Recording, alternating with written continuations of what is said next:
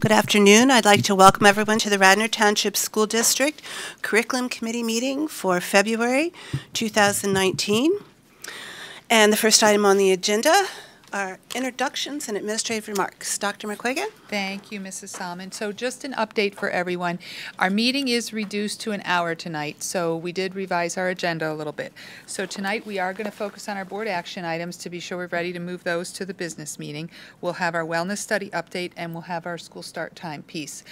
We did move the middle school study report to next month. So next month we'll have the middle school study report, and then we've also bumped Dr. McCook again, who has been trying to come for several months to give us an update on the technology budget. So this is actually going to work out pretty well. He's going to talk about the technology budget next month, and we're also going to give you an update on the technology goals. So those two pieces will fit nicely together. You'll have some rationale, and then we'll talk dollars and cents. So that'll be the plan for next month. Also today, you have some updated materials for board members. Your packet is yellow. There's an updated academic calendar and also a little cheat sheet that goes with it. For the public, they're not yellow, but they are available on the table. These items are not posted on board docs. They're updated, and they will be posted on board docs tomorrow. So we'll be referencing the yellow copy tonight when we hear from Dr. Kent. Thank you. All right. I personally need a minute to absorb that, but we'll get to that. That brings us to public comment. Is there any public comment at this time?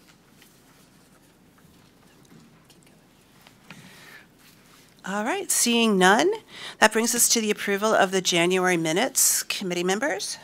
Yep. No touch. How about you guys? No, all good?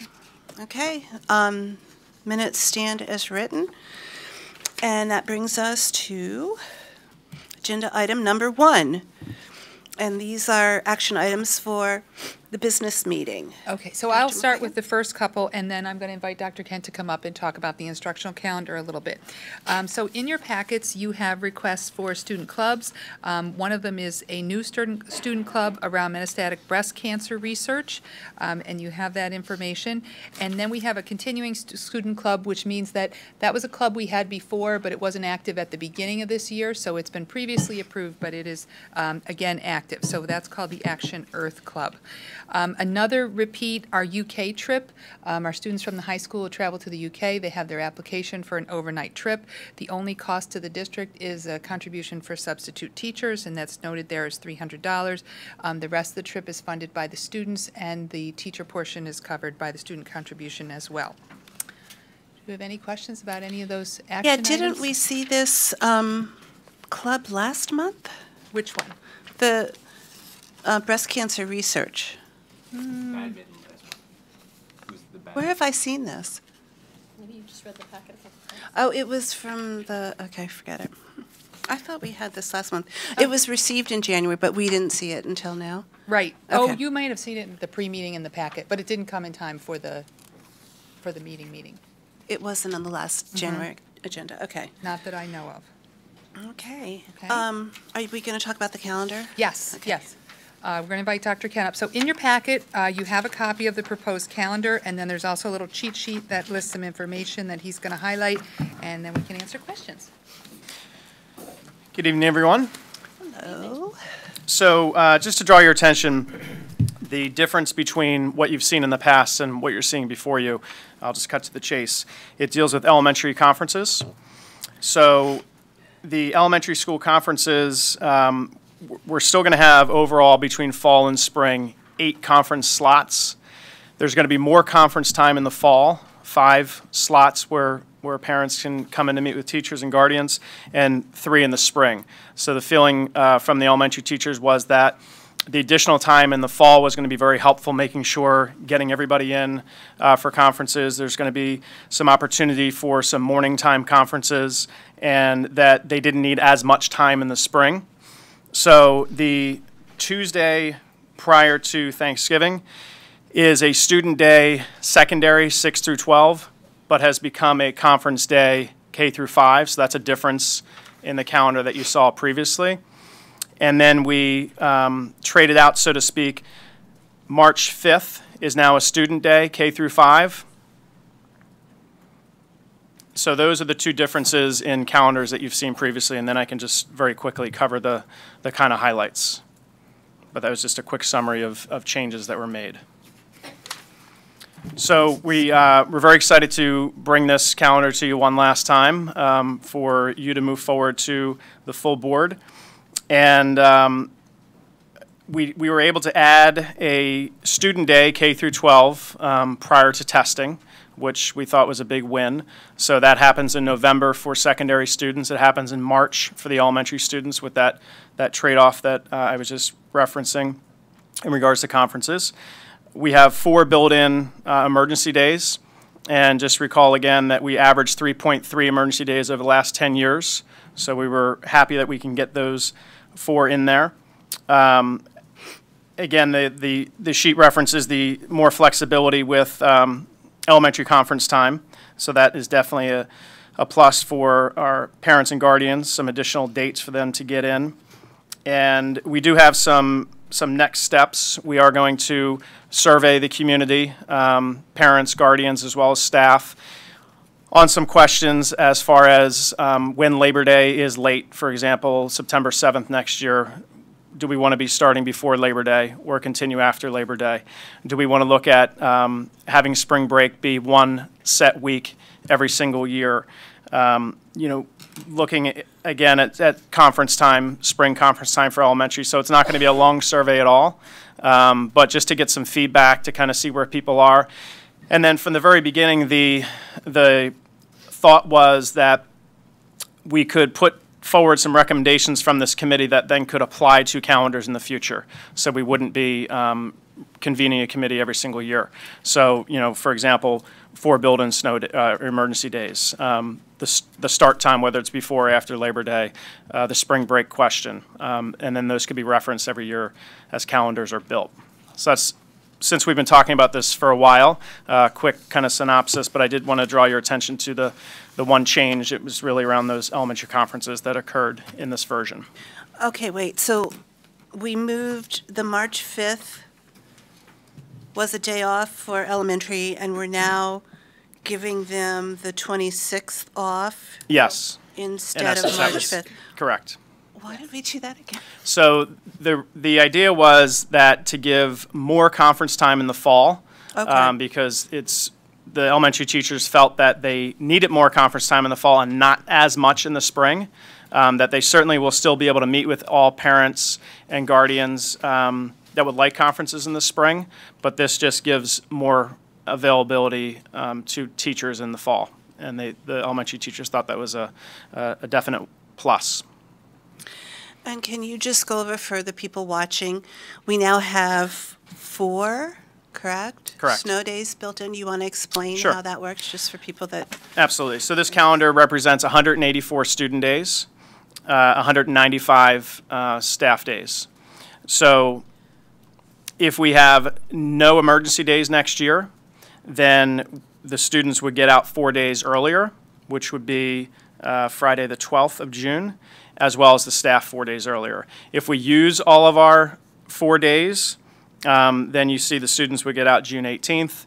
If we then had to add a 5th, they would get out June 19th, so on and so forth. So it definitely it speaks to the number of days we've had average over the last 10 years without having to tack on the end, so to speak. And by that statement on the calendar representing that we will have 180 student days, we will have 191 staff days. There may need to be an adjustment at some point in the spring, and there may not be that need. It all really depends on what the weather next year brings. And what has been the average number of snow days? 3.3 over the last 10 years. Okay. And so then what will happen to graduation if we have no snow days? So then graduation would stay. My understanding is that's a signed contract, so that date remains. Nothing else will move.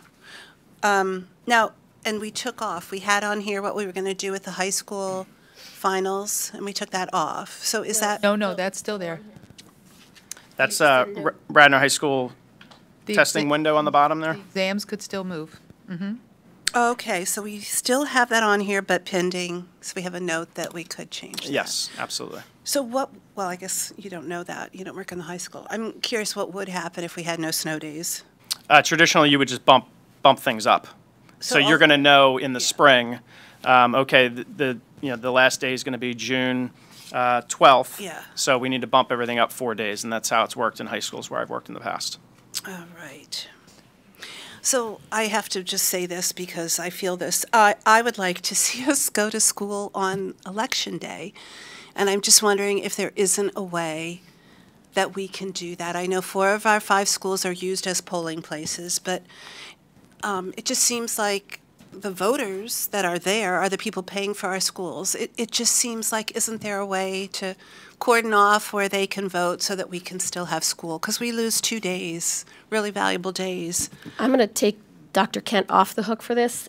To a person, the calendar committee felt very strongly that given the focus on safety in schools these days, given that there was not an ability to actually lock down these places, because in some of the buildings it's the cafeteria where the voting takes place, they felt very strongly that unless you were going to move polling out of every one of the schools, it was not appropriate to have school on Election Day or on primary day when there were that many people in and out of the building.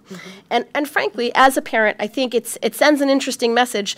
I have to, buzz in every time I want to enter the building, even just to get to the office, that twice a year we would just open the doors because you can't lock down the buildings. Well, that's what I'm wondering. Is You there a can't. way The to do it? cafeterias too often are being used. The cafeteria. No, that wouldn't. And now we've actually been asked to use our latest school, the only school. I'm just saying, I mean, it's a lot of effort to move polling out of the schools. It's a question whether that's really the message we want to send to the community.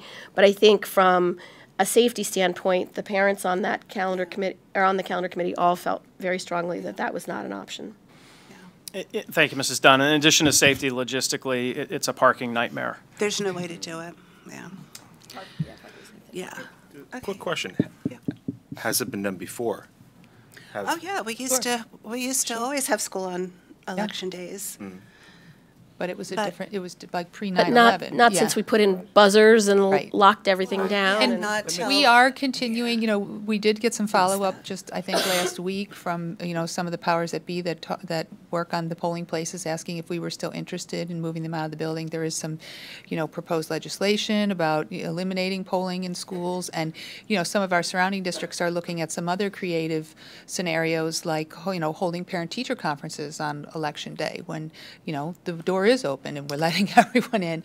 So, there are some, we tried to open up some of those conversations during the committee work, all the way to, does it even make sense that, parents all still have to come physically to a conference, now that we have Skyping and Zoom and all those types of things, are we keeping up with the times regarding some of the formats of those types of things? So that's not something that's gone, the Election Day, because it is a really important day. It would be a great school day to add or used in another way that, would help us to accumulate either teacher days or school days.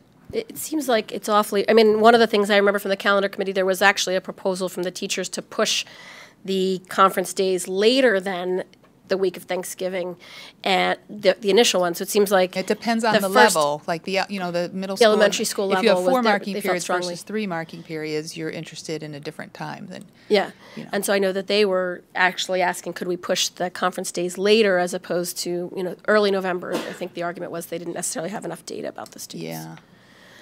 I just know that was the And again, it feedback goes we back got. to tradition too, that, traditionally we think of conferences as, oh, I'm handing the parent the report card.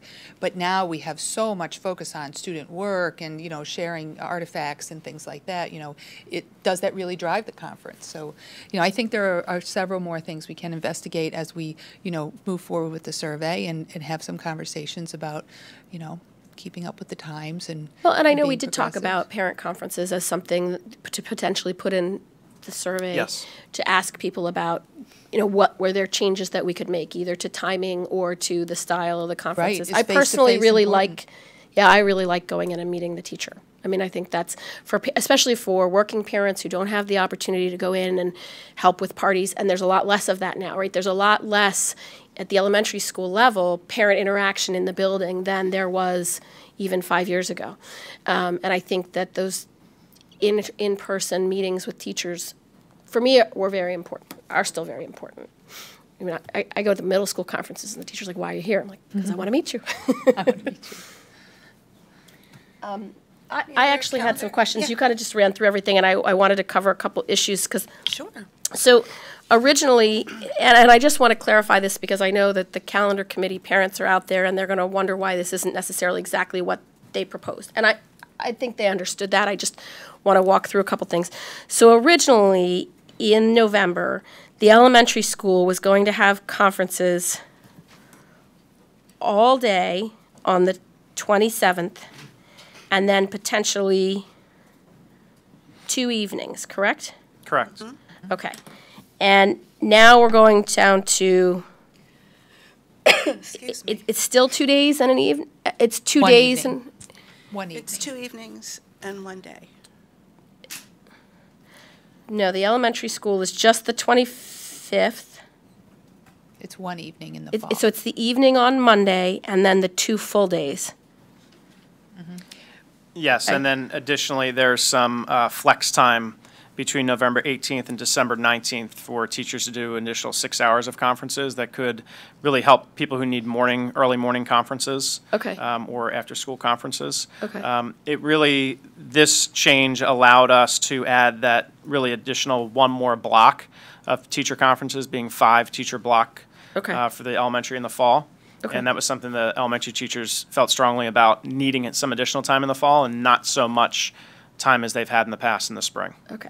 And I know that one of the conversations we had in the calendar committee meeting was taking away the 26th as a day off, which is what it ends up being for our elementary school students, because a one-day week is basically an invitation to parents to take their kids out of school for the week, and so you have reduced attendance and what actually gets done during that one-day week. And so that was actually one of the focuses, but you're saying that the teachers want to have that extra day to spend on parent-teacher conferences. Right, and the trade-off was in March, instead of having a 3-day week, now it's a 4-day student week for the elementary students. Okay. But in March, they think they only need a day and an evening, which equates to like 12 hours, is that right? 9. 9, yes. 9. Yeah, 3 blocks. Okay. And So it's 3 blocks versus 5 blocks, you said? so it's a total of 8 blocks throughout the school year. And Okay. currently, the year we're sitting in, it's 4 in the fall, 4 in the spring. Okay. So in this proposal, it would be 5 in the fall and 3 in the spring. Okay. And just so because I don't actually remember, one of the things we had talked about, if we had to move if there were a push to move the parent-teacher conferences in the fall, that's part of what would be on the survey for parents, Yes. right? Okay. Okay, because I know we had talked about maybe doing that at the beginning of January, which seemed kind of late to some parents. Okay, Yes, and the committee will see the survey before it goes out, so people can great. chime Sorry, in as I'm well. using 2 hats here. I apologize. Can I ask, just to make it easier for people to read, because when I first looked at this and saw the 3 asterisks, I thought they just applied to everything. Can we use a different symbol for the nights that are K-5 versus 6 Sure. to 12? I think it would just help people when they're glancing.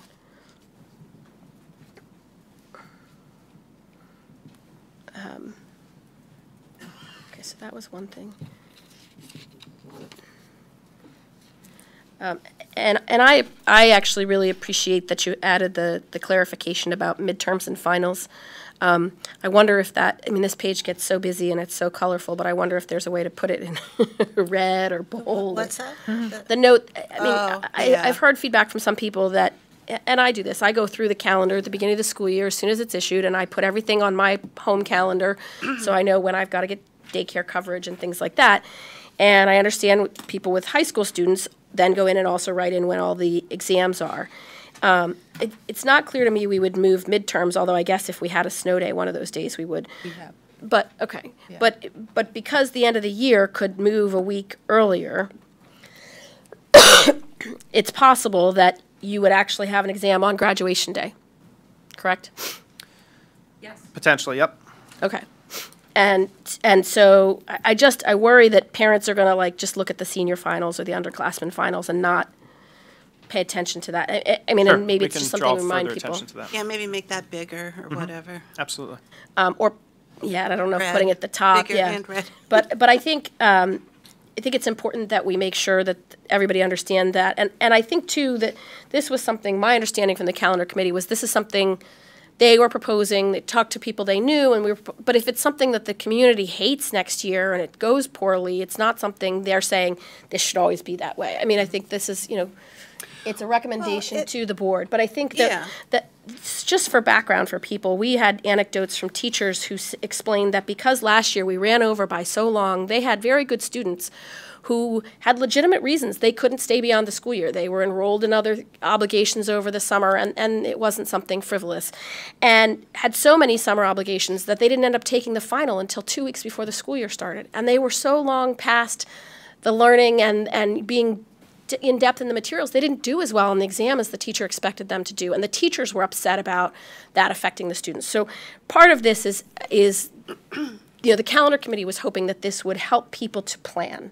Look, we all have that temptation, I'm sure we won't have that many school days. My family can leave the Friday night the school gets out, or the Saturday morning right after school gets out, and then we try to figure out what to do when that doesn't happen. And just one of those things was, people should rearrange their trips, they should plan better. But I think that, the feedback from the teachers was important to us about finals. And Last year was an aberration because there have been years when there hasn't been a single snow day. but not a lot in the last 5 years. I mean, True. since my kids have been in school, we've had a lot of them. And No, it's not true. it's not Ken, it's the weather, it's been a big change. Yeah. And we've been having a lot of snow days. We don't know. So I think this is a pretty good, sort of shot at Yeah.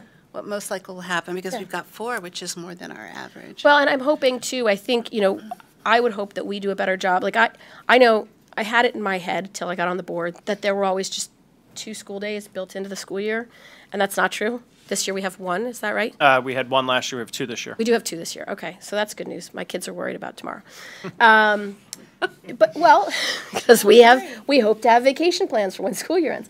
So the idea is, I think, we should be good about updating at the curriculum meeting. Let's say if next month we've had 2 snow days, we should say, look, we're out of snow days. If we have any more snow days, please be aware, plan for the end of the year. We can do make those that. public announcements. We'll put forth, actually, the full board will vote on it. If we're altering the calendar, that will come through in the spring, and we'll vote on it in a business But I meeting. think it helps to kind of keep people updated on a rolling basis. And then I think certainly we would have to do that with this too. We've have or haven't used those days. So if we could move this forward to the full board, that would be much appreciated. Yeah, after much debate. Sorry.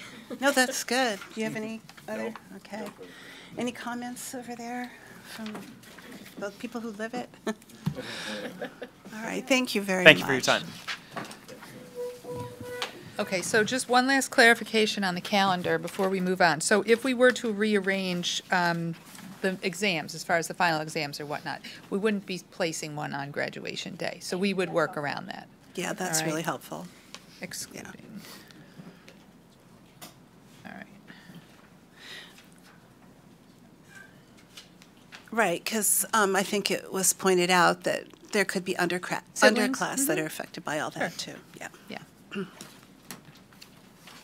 All right. And Liddy, I don't think, and we can talk about this more later, but as far as the revision of the calendar, we will come back with communication and whatnot about the days and the snow days and things like that. I don't think the plan is to bring it back for another vote. I mean, what we're Okay. voting on now is this plan.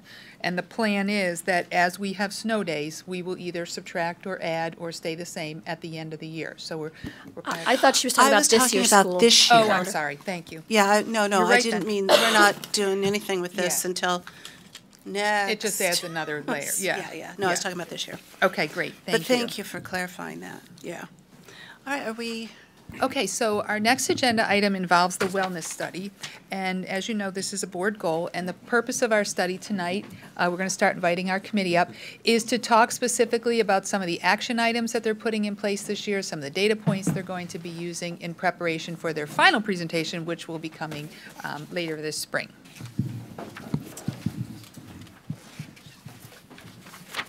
all right, welcome. So good evening. I'd like to introduce you to the leads, some of the leads of the wellness study here. On the end, you have Dr. Denny McKnight, who's helping out with our Focus Area 1, we'll talk about in a moment. Dr. Dan Kane, who's also working on our Focus Area 1. Carolyn Riley from the DCIU, who's helping with our Focus Area 3. And Dr. Kent, who you've seen recently, who's helping with Focus Area 2. Here. Back again.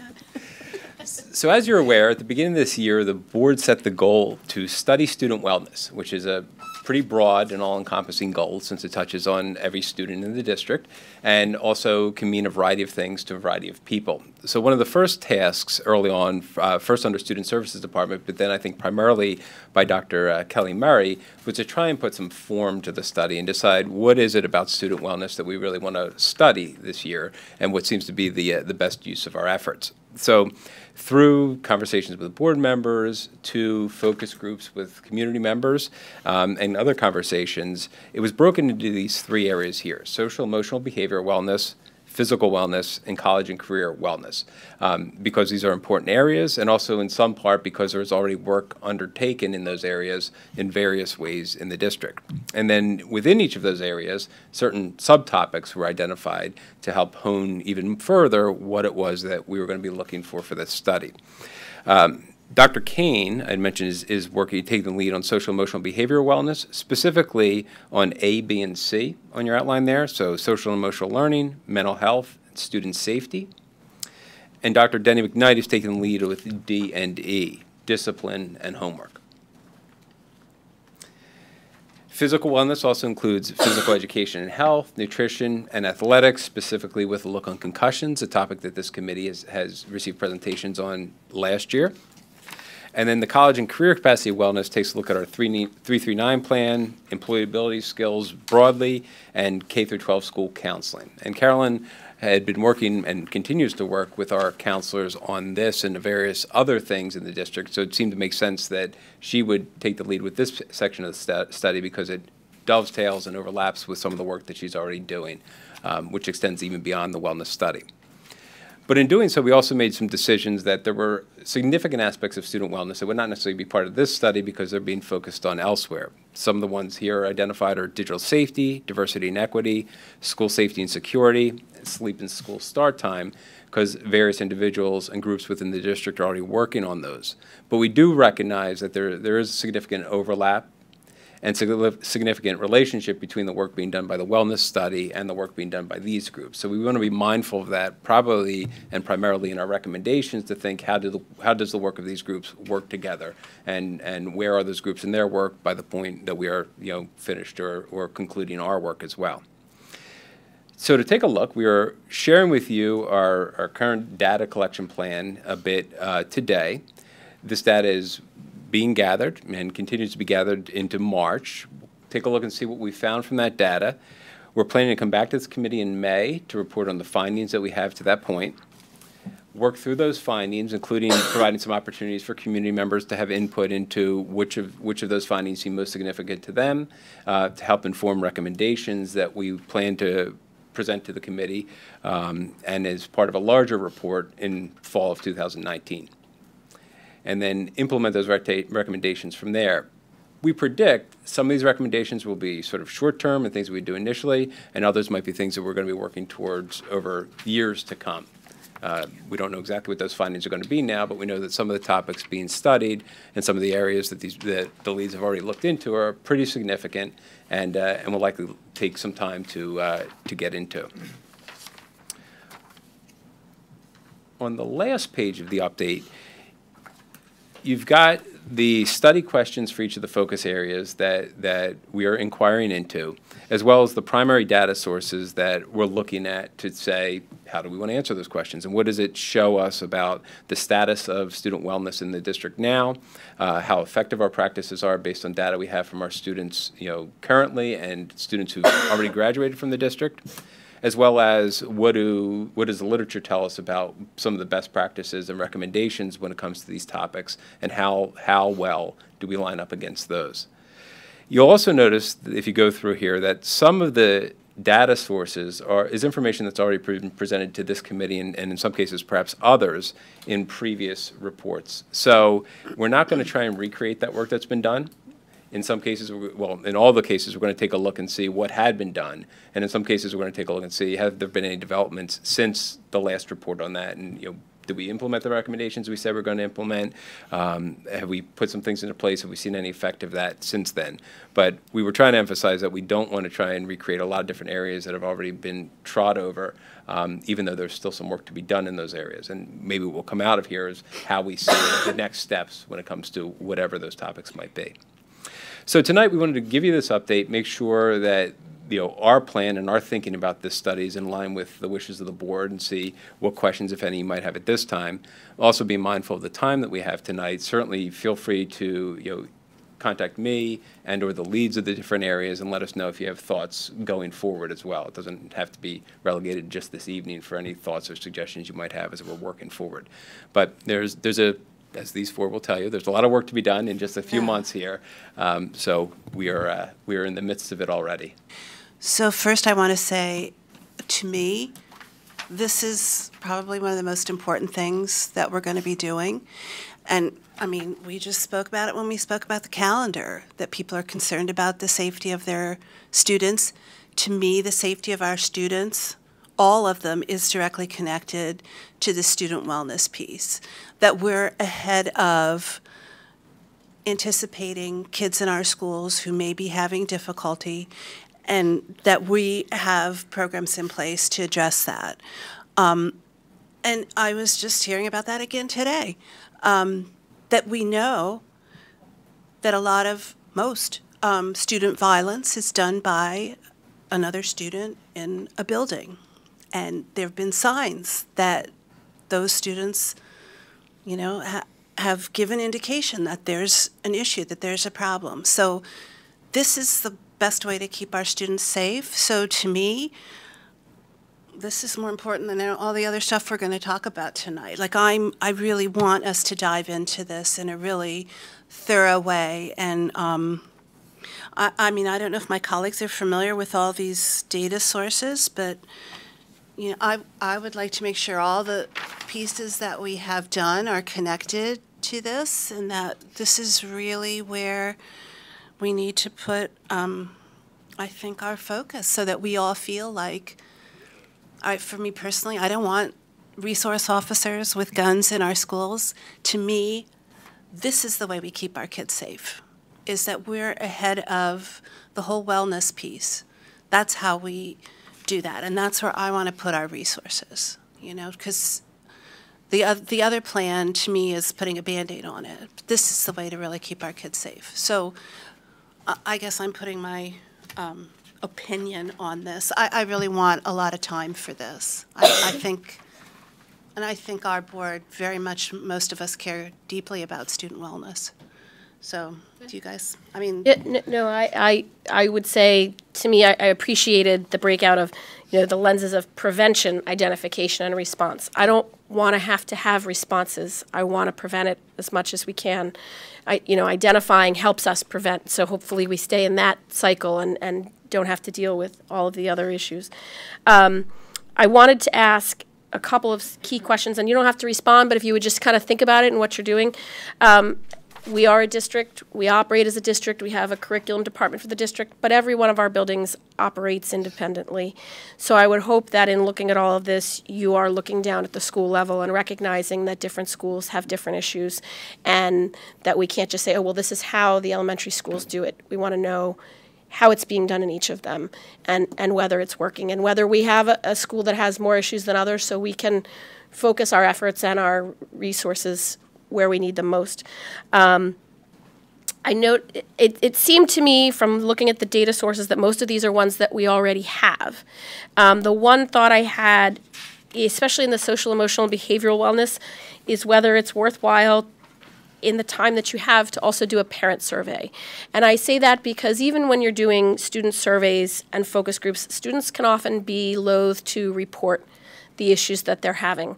But parents may recognize things at home that they will report because they want the district to know. And they wouldn't necessarily call in individually, but if you're saying, you know what, let's take a survey, parents will say, yeah, actually my kid cries once a month or once a week about their homework. My kid spends 4 hours a night and I don't dare complain because they've told me not to call. But those kinds of things that parents talk to other parents about, it would be nice if you could get them to report that to you. And especially if there's, a big, they may confirm everything you're hearing from the students. There may be a big gap in that information, and that's another red flag probably for us too. I think, but otherwise I thought that this looked very comprehensive, and I do really appreciate the efforts that go into it. And I would say, think out of the box on this. If in other experiences you've had, we have two of you who are not regular Radnor people.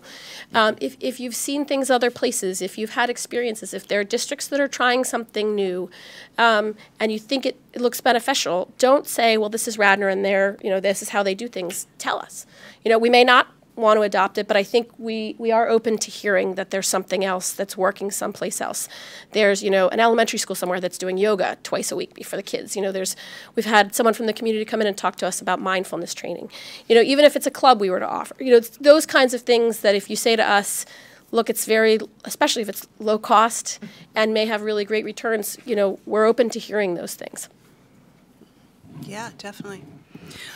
Should we put the safe to say, I guess, somewhere? Or do you consider that under one of these categories already? Yeah, that would be under mine. Okay, so you've, Andrew, any So reflections? what's the process? So are they going to talk and then we can ask questions, or what's the? I think if you have any questions, they can. Oh, sure. They can handle them from their areas. I'll just make a general remark that Dr. Kearney and I had a conversation about the wellness study being fairly new to the district and new to the committee. It was a new endeavor for me, so we had a great conversation about the background, the scope. As a researcher myself on educational topics, it's very relevant and interesting for me to look at this. In particular, we talked about the homework piece. And so there are many aspects of this that we could that I could ask questions about, and probably will at some point, just out of curiosity. But I think overall the scope is great. One issue that Jim and I talked about, which he mentioned a minute ago, which is that it would be good, I think, to have perhaps a Roman numeral 4, where you explicitly discuss the connections between the latter Roman numerals, so 1 through 4, digital safety, diversity and equity, school safety and security, school start time and sleep. Perhaps just a section on how the first 3 Roman numerals overlap with or speak to those issues. Doesn't have to be super long. Could just be a kind of add-on, just to exactly what Jim said, to show the interaction between and the overlap. But overall, it's fantastic, and I just have to say what Lydia said, which is that, it's yet another opportunity to sort of recognize the excellent work that's being done here in our district for our kids, that our administrators do for our kids, and I think that this study will yield benefits, and I'm really looking forward, like Lydia said, to seeing the results bear fruit, the study bear fruit over time. Thank you.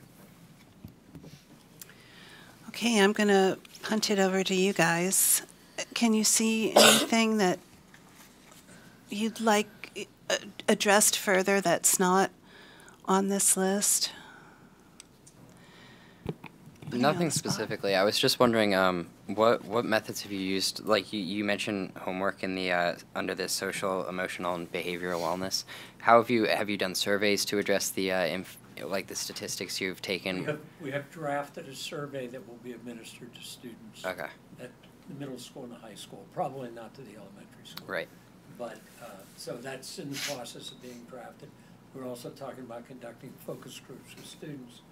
The excellent suggestion that we might need to also survey parents again, only because, as Mrs. Dunn pointed out, we may get different answers depending upon what questions we ask. So, yeah, we're going to gather as much data as we're able to do in the time allotted, take a good look at it, and make some recommendations.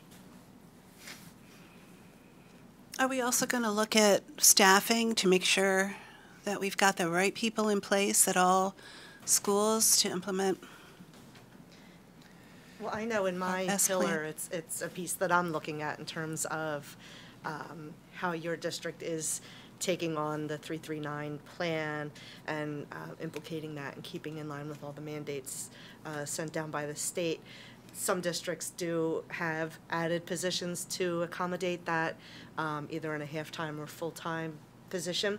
So that's part of the data I'm collecting as well. Okay, so for that piece, we'll be looking at that. But yeah, that's just mine in Okay. particular. But And we purposely contracted this year for the additional support, so thank you. For So, I that, mean, yeah. yes. For so that piece. For that piece, knowing that we would need some additional support this year as we go through this.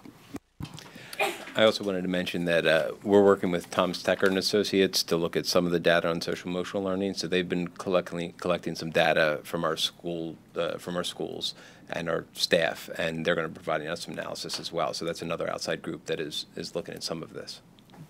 Can you talk a little bit more about that? Yep, so they are, and Dan knows them very well, but they are experts in social emotional learning. They've been conducting some trainings for administrators and staff members separate from the study on different aspects of mental health and social emotional learning. But as part of the data collection for this study, they have asked our administrators to fill out some information forms. They've surveyed all of our teachers, and they've done walkthroughs through each of our buildings to gather some school climate data. And in addition to that, they've provided us some resources on social emotional learning, mental health.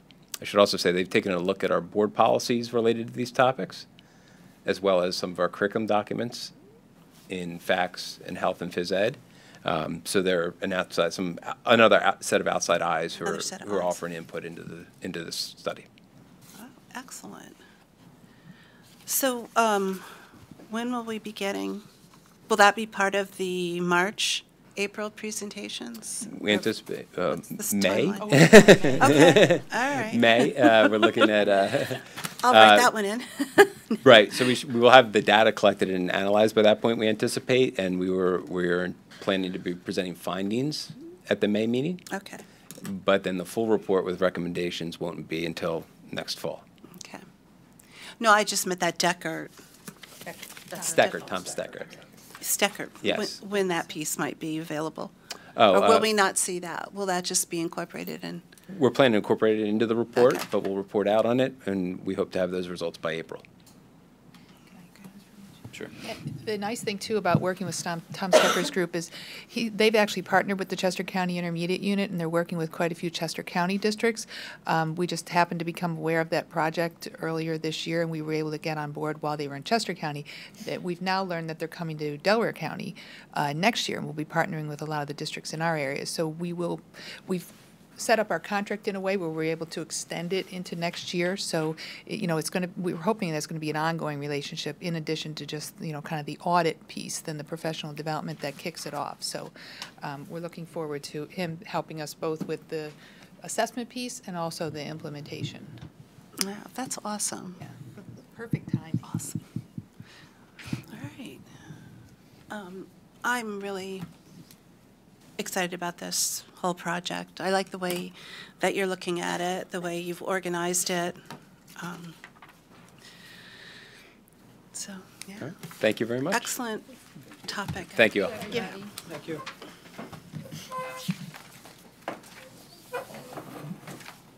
All right, and then do we have time for Dr. Barczyk and a quick update on? Yeah, we can't keep pushing stuff back, yeah. Okay, here we go.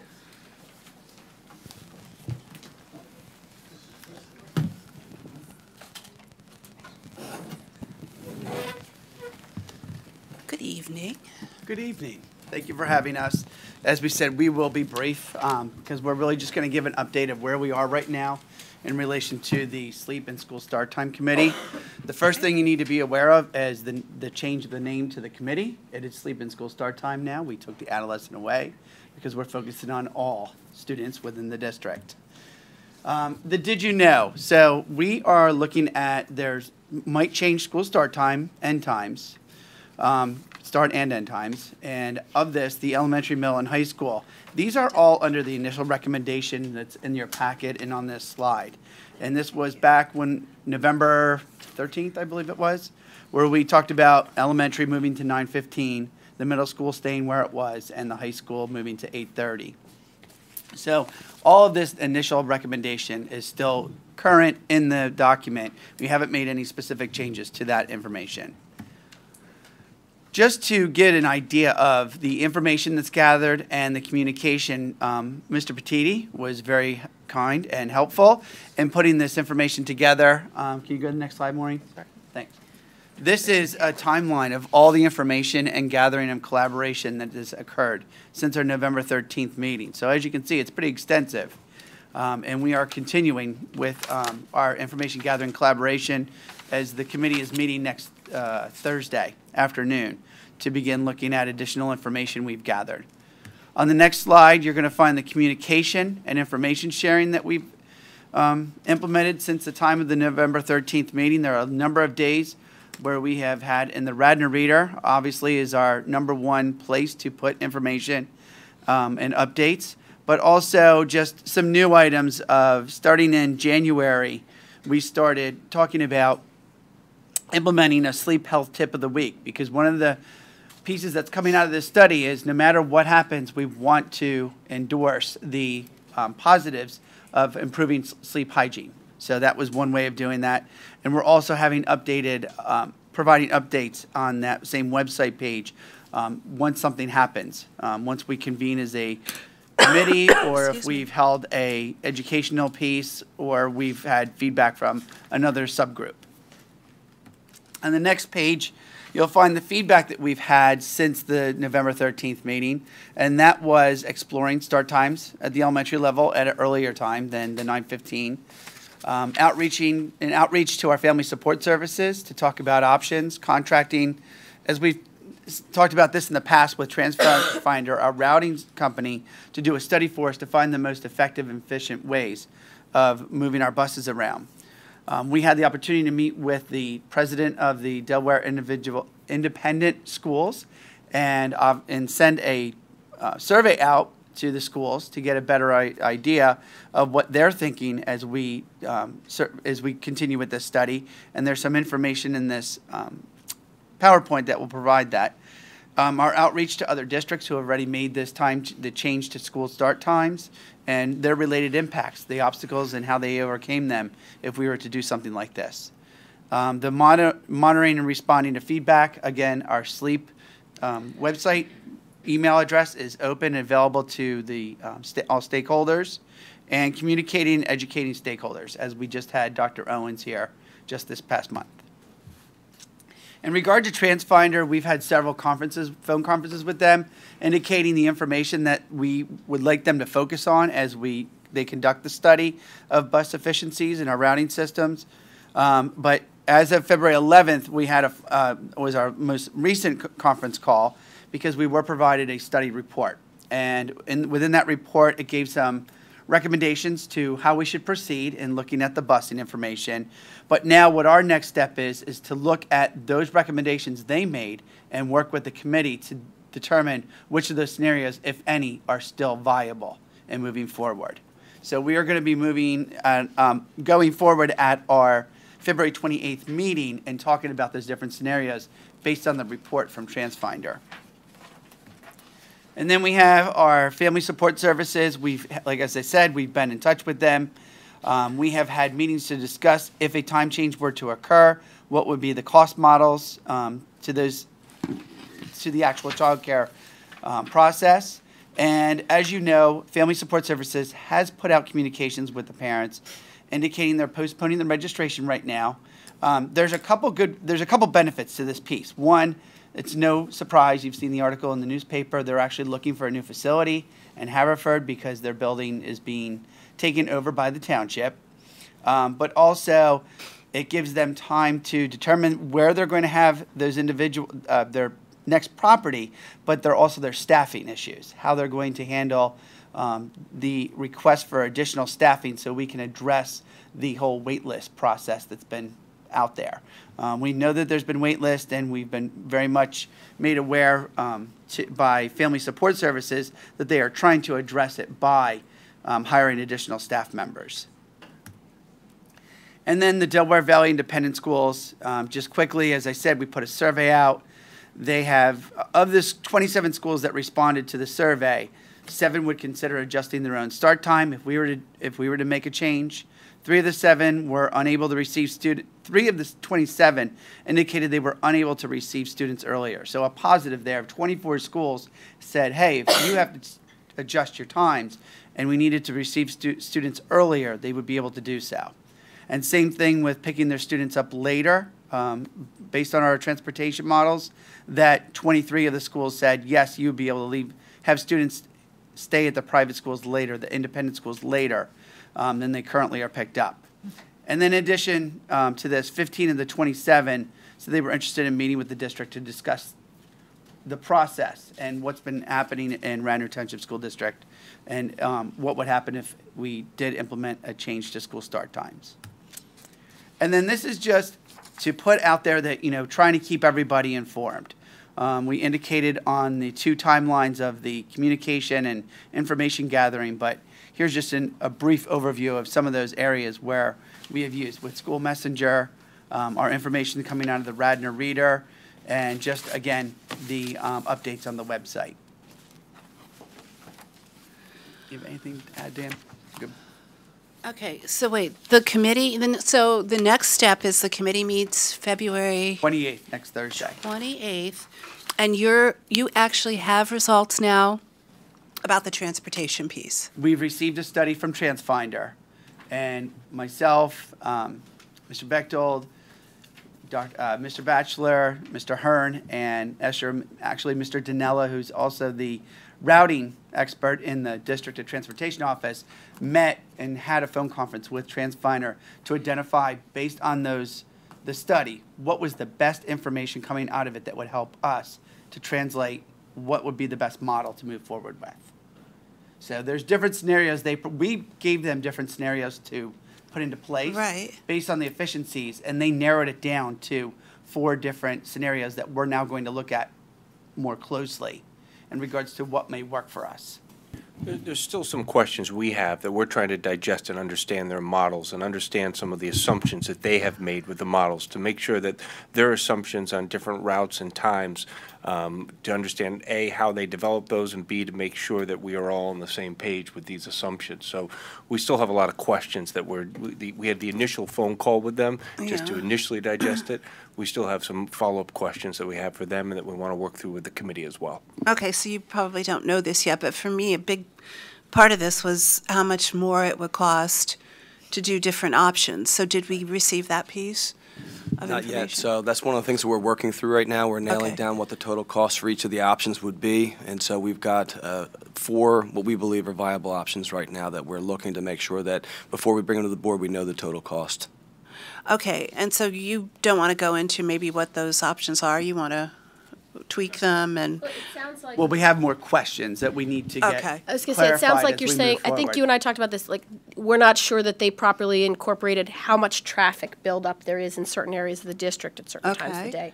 So we want to make sure that if they say a route can get done in a half hour, 40 minutes, that based on the traffic, we may have more knowledge of, that it's okay. not really an hour-long route. Okay, so those kind of things still are not... Correct, maybe because they ironed did out? it based on the perfect scenario, obviously, because they're conducting the study based off the information that's in our system. They're not actually coming to the road to look at it, say, at 7:45, this is what's going to happen at this intersection. I mean, of course, the big unknown, if we move start time later at the high school and then the PIM property comes on board, nobody's going to know that. That is an so unknown, correct. Nobody has that piece.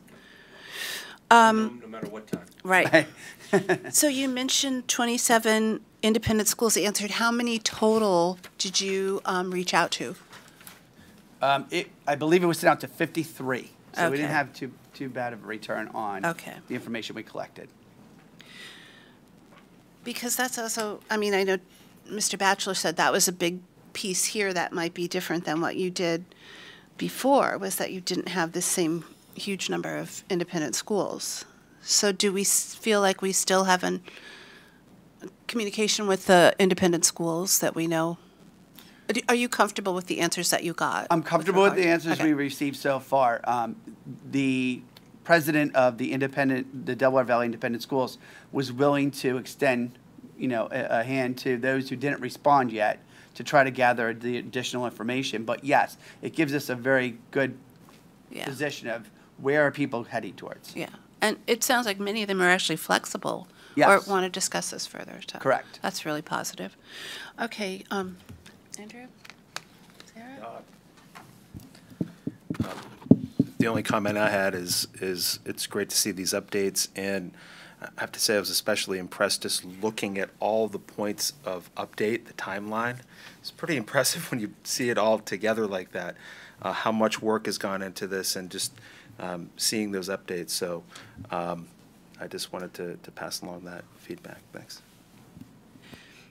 Just thank you, and thanks for, keeping at it and making sure that you're really keeping the TransFinder, feet to the fire and making sure that you're getting the most. I know it's in your own best interest, but I appreciate you really being diligent about getting the right answers from them, accurate answers from them.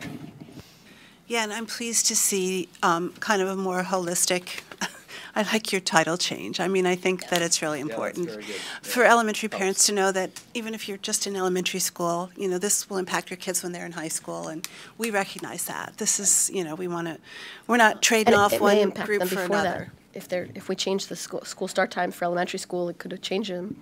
I mean, it will impact them a lot more immediately than high school. I'm sorry?